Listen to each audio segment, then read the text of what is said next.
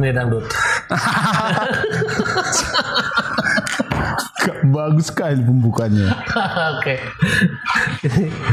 Nanti sebelum kita lanjut lebih jauh lah tentang kopi lah. Yang pertama tuh disiplin ilmu lain dari mana sih? Maksudnya disiplin Ilmu tuh kayak kuliah. Oh, kalau aku kan dulunya sekolah ambil dulunya awalnya desain grafis, cuman tertarik ke kopi baru ambil sekolahnya. DO? Enggak lah, selesai lah. Selesai. Makanya aku bilang disiplin ilmunya di desain grafis di. Kalau aku dulu di Medan. Di Medan. Terus habis tamat itu langsung terjun ke kopi atau? Oh enggak, itu aku terjun di kopi 2015. Kenapa bisa gitu? Padahal kan kalau dari disiplin ilmu desain grafis ke kopi itu kan kurang nyambung gitu. Begitu kuliah langsung ke kopi kah atau ke dunia lain? Uangnya lebih banyak di kopi. Ya kan setelah terjun di sini hari ini Iya. Tapi kan dulu begitu tamat kan biasanya banyak nih anak-anak kuliah kan sebelum wisuda aja dia bingung mau habis aku wisuda mau ngapain sih. Pernah sempat ada di fase itu nggak? Oh enggak lah, karena mulai awal awal kuliah itu memang udah mikir nanti ambil desain grafis kerjanya ini. Rupanya kan realita tidak sesuai dengan apa yang dipikirkan. Gitu. Ya. Itu kayak anak pertanian menjabat dinas pariwisata. Iya. Itu dah. Kacau sering kan. Ya kan banyak yang begitu. Anak-anak pertanian hukum itu bisa jadi talent bank gitu kan banyak yang gak nyambung. Tapi memulai karir dulu habis kuliah itu memang berkecimpung di dunia desain, fotografi atau di. Sempat 3 tahun di dunia desain, cuman ya kurang worth it dan lebih tertarik sama hal baru sih bang, gitu sih. Pernah nyobain apa aja setelah kuliah? Kalau aku dulu memang lama jadi desain grafis, graphic design. Jadi memang freelance gitu. Ya freelance, ya pernah kerja di beberapa tempat gitu. Cuman itu menarik. Biasanya kan orang-orang Batak kan kategori freelance ini kan di orang Batak ini bagi orang-orang tua dulu kan bukan pekerjaan ini. Tukang fotokopi. Jadi selama 3 tahun itu iya sempat juga. Pertentangan dari orang tua ada enggak? Iya pastilah. Kalau itu kan pasti bang. Cuman kan ya gimana ya namanya anak muda zaman dulu, zamannya pas masih anak muda itu kan, wah aku pengennya begini. Cuman ya itu orang tua kan ngarahinnya begini karena memang kan udah mereka duluannya di realita yang sebetulnya gitu. Cuman ya udah kita kan nggak akan sadar ketika belum mulai gitu atau belum kena gitu. Jadi belum ada tapi pertentangan sama orang tua dulu gimana cara ngadapinya gitu? Apakah memang memutus komunikasi atau tetap bertahan pada prinsip? Ya tetap bertahan aja. Ya kerja sesuai passion apa segala macam. Cuman ya bertanggung jawab itu aja. Tapi kan biasanya ya di orang Batak kan anaknya itu meneruskan apa yang sudah dimulai orang tuanya gitu. Orang tua dulu kan pengetahuanku nih, ya kan? Yeah. Kenapa nggak meneruskan itu gitu? Kenapa nggak ada nggak dari orang tua pokoknya kamu harus jadi nih gitu? Ya sempat, cuman jadi ya kalau orang tua kan dulu kan ya, kerja di polisi kan gitu. Jadi kayak lanjutlah ngambil polisi, sempat ngambil sekali. Sebelum kuliah? Iya, cuman gagal. Ya. Sengaja gagal atau memang gagal? Kayaknya sengaja. Sengaja ya. Karena memang nggak terpikirkan loh. Jadi maksudnya kayak jadi polisi mau ngapain gitu loh. Lah itu kan berbanding terbalik gitu. Gak ada korelasi desain. Desain itu kan bagian dari kesenian juga kan. Iya. Di keluarga dulu atau bisa opung, bisa bapak, bisa mama misalkan memang ada garis keturunan keseniannya enggak? Enggak ada sama sekali. Melenceng? Iya. Pembuka itu aku baru adikku yang nomor 3. Lebih duluan dia masuk ke dunia kesenian atau? Aku duluan. Iya, baru. Dia kan lah yang memulai masuk ke katakanlah dunia pekerjaan yang baru di dalam lingkup keluarga itu. Jadi menurutku ya cukup wajar juga ada pertentangan kan. Tapi lucunya kadang-kadang orang tua ini anakku ngapain? Pernah nggak ada pertanyaan? Memang kayak gitu. Ngapain? Karena mereka pemahaman mereka mungkin sampai di situ kan belum nyampe tuh kan. Iya. Ini. Ya sekarang aja kalau ini aku udah bangun kedai dan itu masih disuruh itu ada buka lowongan untuk PNS. PNS. Oke baik, hormat PNS. Nah ini setelah lama didesain, terus sempat juga di videografi. Nah akhirnya memutuskan diri itu kan seingatku ya, lah itu pada saat itu masih serius di kaos lah ya, di konveksi lah. Di konveksi kan. Nah akhirnya untuk apa sih yang le lihat dari skena kopi sehingga memutuskan diri aku harus terlibat nih gitu. Atau memang karena pernah nggak ngelihat petani atau ngalamin sesuatu tentang enggak, malah aku memang awal itu paling nggak suka ngerjain sesuatu yang ribet. Apalagi ya petani ya. Di bagian kopi sekarang aku nggak pernah memutuskan untuk sampai ke pertanian karena memang itu kayak ribet gitu. Nah jadi dulu awalnya itu ada satu coffee shop di Medan, itu tempat kawan juga. Nah dulu sering desain freelance di situ. Jadi minum ya zamannya dulu kan V60 lah apa kan gitu, kopi-kopi hitam idealisme tinggi. Sedap. Minum. Oh, enak nih. Tapi belum senja di situ kan? Belum. Maghrib lah masih maghrib. Jadi dulu itu Bang coba pengen buat, loh kok nggak enak gitu. Kok yang kubuat nggak enak gitu. Nah aku prinsipnya gini, kau bisa kenapa aku enggak gitu.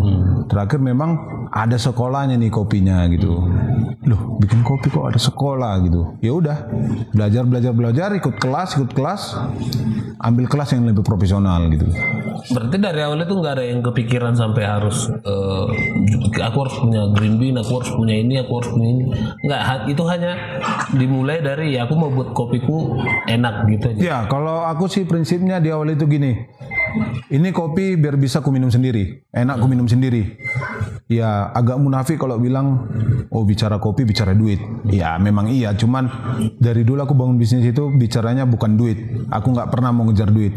Mungkin kalau kita udah lebih proper ngerjakan apa yang mau dikerjakan, ya duit itu ya bonus lah gitu ya. Dia datang. Apa yang lo lihat pada saat itu di skena kopi?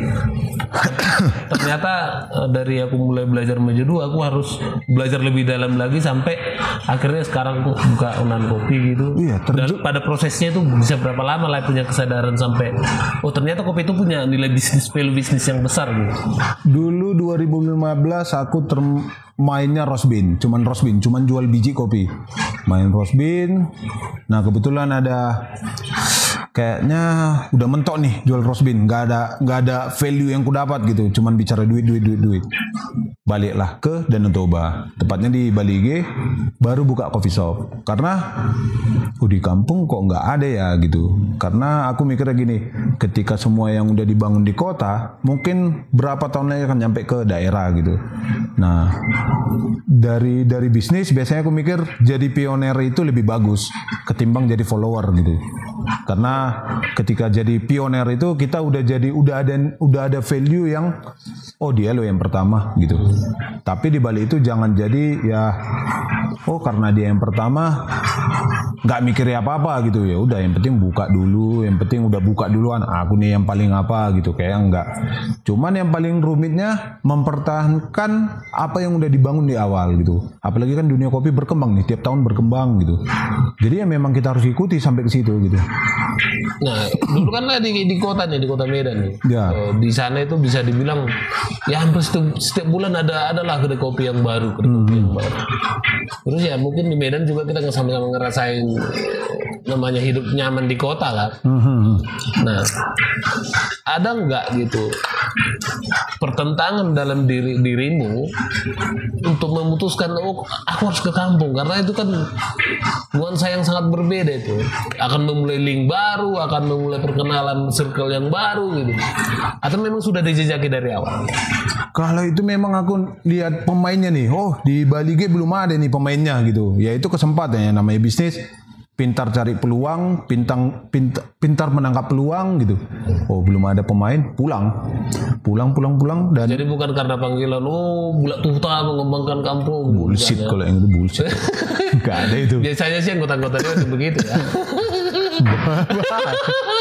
Iya, bersifat urutan apa gitu kan, terakhir kampungnya. Ya nantilah mungkin ketika aku udah ada kepentingan di Balige mungkin gitu ngomongnya. Tapi motivasi awal itu ya memang sudut pandangnya bisnis dulu ya. Bisnis dulu. Walaupun sebenarnya itu bisa punya bias untuk mengembangkan sebuah daerah kan. Pasti bisnis dulu. Jadi nengoknya, oh belum ada yang buka nih, kesempatan nih gitu. Dan awal buka di Bali itu rumit bang. Maksudnya apa sih kopi harga lebih dari 15.000. Pahit, encer, nggak ada gula apa segala macam kan itu ya permasalahan klasik lah zaman dulu kan gitu. Baru masuk lah di situ apa edukasi gitu-gitu ya. Iyalah itu narasi dulu ya. Ya orang kopi kan terkenal dengan narasinya apa segala macam gitu. Cuman berarti waktu pindah ke Bali itu sudah ada nuansa senja gitu. Itu aku belum terpikir. Jadi adanya itu mungkin kayak kopi shop baru gitu kan yang mungkin ya memanfaatkan generasi Z yang pengennya itu depresi lah, memikirkan masalah lah apa segala macam ya. Kalau aku sih ya aku udah cukup depresi untuk mengerjakan ini semua, jadi nggak mungkin lah bangun kayak gitu lagi gitu. Oh ya, berarti nggak terlalu ada bias ke sana. Memang balik ke Bali itu sudut pandangnya memang bisnis ya, karena memang potensinya pasti, ada gitu. Pasti. Kenapa nggak tarutung? Kenapa nggak tarutung? Karena kita tahu dong perkembangannya kan lebih dulu. Ya. Ya kenapa nggak tarutung? Tarutung nggak punya Danau Toba kan? Oh iya. Itu aja sih alasannya, karena ya Bali itu punya Danau Toba. Karena ya Danau Toba nggak mungkin didiamkan gitu aja gitu. Pasti ada perkembangan tiap tahun juga. Danau Tobanya bisa membantu ini juga. Pasti. Promosi dan segala macam ya. Iya. Nah, waktu membangun dari awal itu kesulitannya apa? Ngedevelopnya kah atau memang mencari bahan kopinya kah atau? Nah iya, termasuk bahan kopi ya, karena awal itu kan pemain nggak terlalu banyak daerah Bali, jadi kayak petani pun bingung ini kopi mau kemana gitu, kenapa harus begini prosesnya, kenapa harus begini gitu. Nah itu untuk petaninya dulu banyaknya buangnya keluar, jadi kayak ya rumit nyarinya. Ya mungkin ya manfaatin kawan-kawan yang udah duluan gitu, ya ambil link dari mereka, ya udah dibantu-bantu kerjain. Nah udah paham baru nih lihat gimana petani-petani kita ya, gimana dulu ya. Sampai sekarang ya gitulah. Berapa lama proses lain membangun Onan sampai dia bisa dibilang punya link ke petaninya, bisa ngejual roast bean, bisa ngejual green bean? Onan itu bukanya udah 2018 itu sampai sekarang mungkin ada sekitar 2-3 tahun lah untuk memang betul-betul aku harus ambil petani nih, aku harus ngambil biji dari sini nih. Nah gitu, jadi kayak ya seiring berjalannya bisnis itu merintis itu kan butuh 3 tahun sampai 5 tahun gitu, dan itu masih umur Onan itu masih merintis lah gitu. Jadi ya 3 tahun itu waktu yang memang kuperlukan biar bisa koneksinya ke petani dari Sumatera, petani di luar dari Sumatera gitu. Nah, di dalam proses 3 tahun ini sempat nggak kepikiran aku salah ambil keputusan ini gitu? Ada nggak fase-fase yang hampir menyerah? Oh enggak, karena memang kan pasti punya kesulitan membangun kopi baru ke situ tuh. Kebetulan memang aku udah proper itu gini, bukanya Onan itu 2018 bulan 12. Posisi di mana semua perantau pulang ke kampung. Yang di mana kopi-kopi yang kujual di Bali sudah memang dirasakan oleh perantau itu di luar kota. Jadi memang pulangnya para perantau itu ya itu udah jadi nilai, kita bilang lah pulang modal yang lebih cepat gitu. Ya kemarin memang agak lebih cepat, terlalu cepat sebetulnya untuk pulang modal. Jadi aku buka Onan satu bulan balik modal lah. Balik modal. Iya, dibantu sama. Udah BEP ya. Iya udah. Break-even point-nya udah lewat. Ya. Nah, akhirnya dari situ udah mengembangkan, sekarang udah bisa nge-produce kopi green bean sama roast bean itu udah berapa banyak? Dan itu dari mana-mana aja? Oh, yang paling utama itu pasti aku jualan itu pasti sekitaran kopi Danau Toba lah. Jadi sekitaran kopi Danau Toba mungkin ya kira-kira mungkin sampai 300 sampai 500 kilo sebulan. Sebulan? Iya. Itu dari petani mana-mana? Daerah sekitaran Danau Toba banyak. Paling utama dari situ, dari Pulau Jawa banyak. Sampai paling jauh pernah sih dari Toraja, Papua. Berarti Lateng pula. Kapitalis.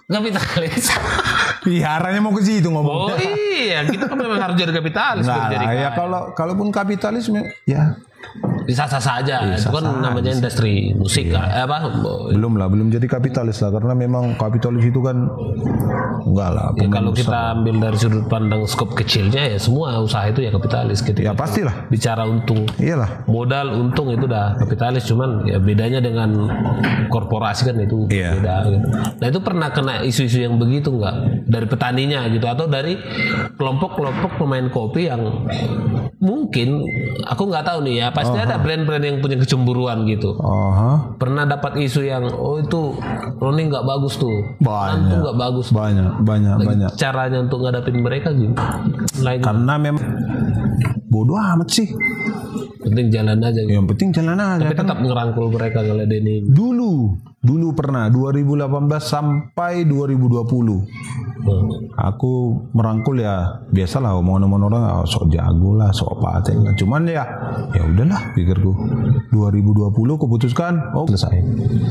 Artinya untuk berdiri sendiri. Itu lebih menarik gitu. Berarti di sana sempat juga memulai sebuah apalah aku bilangnya gerakan-gerakan inilah ya mungkin. Sempat nggak ngocokkan anak muda kreatif kan, karena basicnya nggak tahu nih, karena kopi bisa menghilangkan disiplin ilmu grafismu enggak sepenuhnya atau gimana? Kalau desain grafis itu masih terpakai sampai sekarang ya, dari packaging, dari mungkin tata ruang apa segala macam kafe kan gitu. Jadi ya kalau misalnya apa ya dibilang ya jangan jadi penghambat lah omongan-omongan kayak gitu.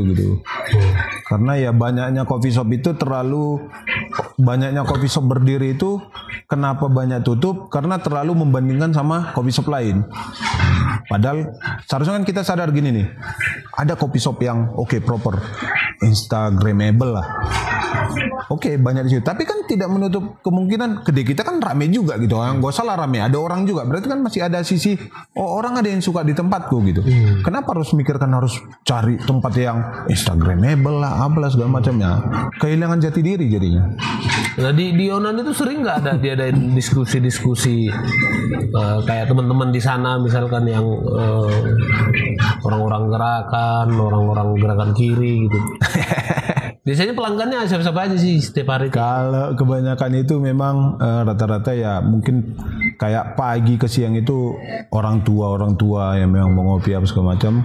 Orang tua ada minum kopi ini.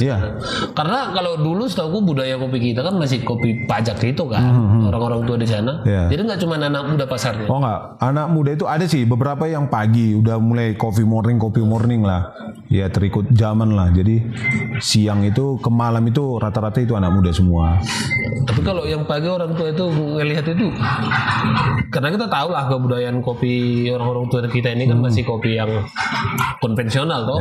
Nah tiba-tiba lah ngelihat situasi yang seperti itu, kalau di kota udah biasa kan, orang-orang kantor, manajer-manajer itu ya kopinya di Starbucks dan segala macam. Nah ini ada satu daerah pengunjung kopinya itu yang orang tua yang biasanya kita tahu budaya kopinya kopi pajak gitu. Bisa nggak itu kepikiran nggak ini keberhasilanku atau memang ya natural aja?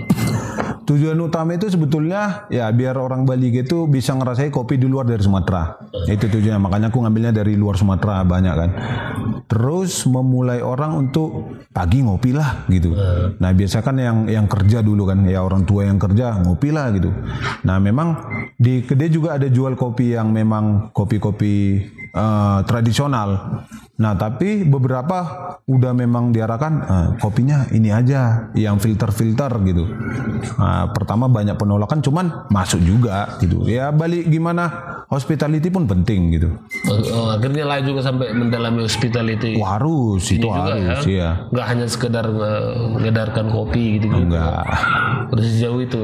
Ya harus, karena memang coffee shop itu kan gimana ya, kalau misalnya kopinya enak atau enggak itu kan ya itu standar lah masing-masing, dia bisa enak atau enggak. Tapi kalau misalnya kita hospitality-nya oke, ya orang yang minum di tempat kita ngerasa dia itu ini rumahku nih, rumah kedua nih, ya pasti dia datang juga gitu. Pertanyaan yang unik menurut gini, kenapa memilih nama kedainya Onan? Jadi dulu itu 2000. Pengertian Onan pajak kan di kita. Ya. Jadi dulu padahal kan kedaimu nggak pajak. Nah, jadi 2015 itu sebelum bikin nama kopi yang nyeleneh lah gitu. Onan itu awalnya itu onani.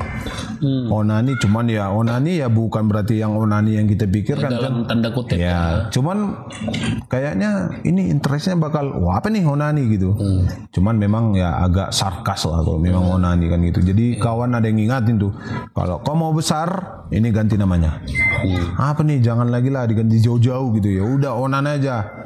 Onan Batak kali kan gitu bang. Jadi aku agak memang nggak mau ngambil nama yang sesuai geografis gitu karena memang nggak bagus untuk ininya kan.